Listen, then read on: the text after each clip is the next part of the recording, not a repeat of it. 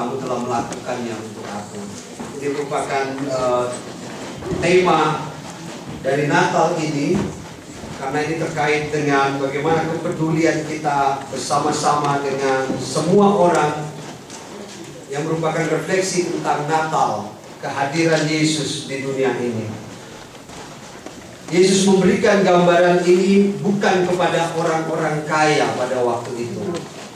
Waktu itu orang-orang yang mendengarkan perumpamaan ini atau pesan ini adalah orang-orang yang menderita, orang-orang yang begitu sulit kehidupannya, orang-orang yang pada posisi sangat marginal. Kalau dikatakan raja itu akan menjawab mereka, aku berkata kepadamu untuk orang-orang yang begitu sulit, orang-orang yang begitu menderita, orang-orang yang begitu sukar menghadapi kehidupan.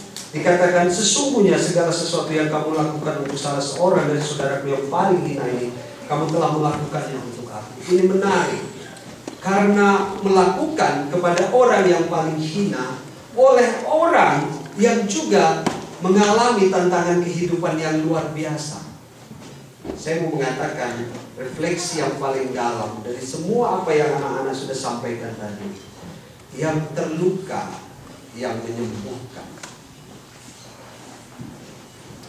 Ini tidak mudah sebagai sebuah refleksi. Yang terluka, yang menyembuhkan. Biasanya orang yang menyembuhkan adalah orang yang sehat. Biasanya orang yang menyembuhkan adalah orang yang mempunyai posisi yang tidak sakit. Tetapi dalam konteks ini, yang terluka, yang menyembuhkan.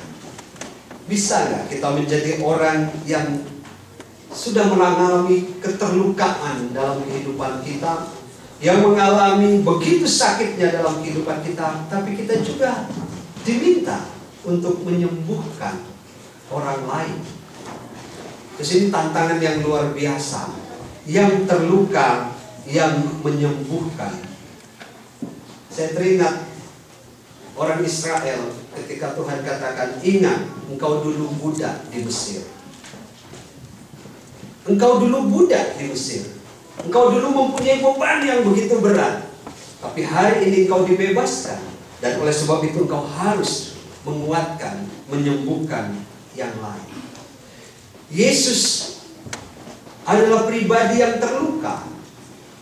Dia terluka ketika dia lahir. Bukan di hotel mewah. Bukan di tempat yang sangat bagus. Tetapi ia lahir di kandang. Ia terluka secara kemanusiaan. Ia terluka secara kemanusiaan karena dia tidak mendapatkan tempat yang layak. Dan akhirnya ia mati di kayu salib. Dia terluka secara fisik. Tetapi ketika dia terluka, kelahirannya hari ini kita rayakan. Saudara-saudara datang ke sini, kita semua merayakan dan seluruh dunia merayakannya karena dia menjadi Tuhan dan juru selamat kita yang terluka tetapi menyembuhkan. Dia menyembuhkan kita dari dosa kita, dia memulihkan kita dari segala persoalan kita, dia menguatkan kita.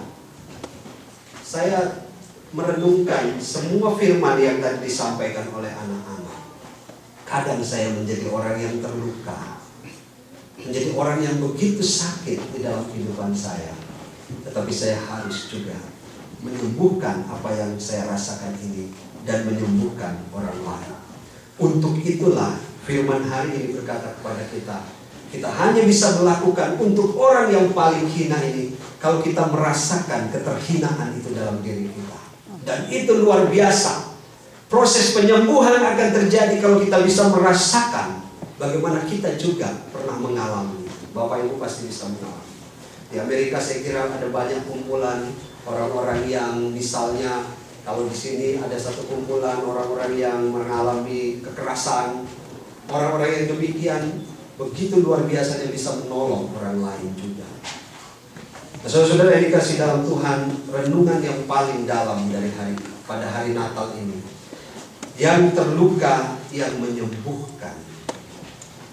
Mungkin saudara berkali-kali sudah saya ingatkan atau kita ingat di dalam firman Tuhan beberapa waktu yang lalu dalam khotbah-khotbah, bagaimana kita bisa menolong orang lain, bagaimana kita bisa membantu orang lain.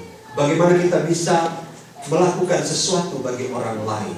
Saudara mungkin mengatakan, bagaimana mungkin saya bisa menolong orang lain? Saya sendiri juga dalam keadaan yang sulit. Bagaimana saya bisa menolong orang lain? Saya sendiri mengalami sesuatu yang sulit dan tidak bisa bangkit. Bagaimana saya bisa menyembuhkan orang lain sementara saya sendiri sakit? Tapi hari ini, kalau engkau melakukan pada orang yang paling hina ini, engkau telah melakukan untuk aku. Amin.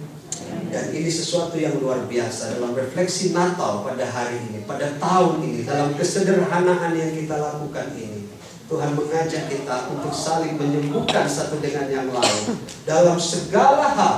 Bukan hanya persoalan hati, tapi persoalan dalam kehidupan keluarga, dalam kehidupan jemaat, dalam kehidupan masyarakat. Pesan ini bukan hanya untuk kita, tetapi untuk bangsa kita juga, yang hari ini mengalami begitu banyak persoalan. Saudara mendengar di koran, ada begitu banyak konflik, ada banyak masalah pendidikan, ada banyak masalah korupsi, ada banyak masalah kemiskinan. Siapa yang mau menolong? Bangsa mana yang mau menolong? Siapa yang bisa membangun bangsa ini kembali? Siapa yang bisa membangun kita di sini selain diri kita bersama dengan Tuhan? Dan dengan cara ini kita terus akan selalu mengatakan, Tuhan, aku ingin membagi hidupku untuk sesama dan orang lain. Jangan tunggu kapan kita siap, kapan kita menjadi orang yang memiliki banyak uang untuk bisa menolong orang lain. Jangan tunggu sampai saya sembuh, pulih total, baru saya ingin menyembuhkan orang lain. Tapi di tengah kesakitan yang kita alami sekalipun, Tuhan mengajak kita untuk berbagi dan menyembuhkan. Cover to cover. Mari, kalau kita saat ini dalam renungan Natal, refleksi Natal pada malam hari ini, ada satu pesan, yang terluka yang menyembuhkan. Itu berarti kita diajak untuk terus merenungkan, bergumul, membaca, merenungkan firman Tuhan ini dalam kehidupan kita, untuk kita terus bangkit. Natal pada tanggal 24 malam Natal kemarin, kita mau melihat fisik gereja Indonesia di masa depan. Kita tidak akan menjadi gereja Indonesia yang kerdil. Kita tidak mau menjadi bangsa Indonesia yang kerdil di tengah bangsa yang begitu besar di sini. Tapi visi Tuhan supaya mereka menjadi satu, ini menjadi satu bagian yang luar biasa untuk kita hayati juga, sebagai orang yang terluka yang harus menyembuhkan. Kita menyembuhkan diri kita menyembuhkan orang lain, kita mempunyai satu visi ke depan untuk bangsa ini. Dan ini menjadi tugas, bukan hanya tugas Pak Victor, bukan hanya tugasnya Session, tapi tugas kita semua. Mari kita saling mendukung, cover to cover. Mari kita saling menopang, karena tidak ada yang bisa berjalan sendiri, untuk semua menjadi satu.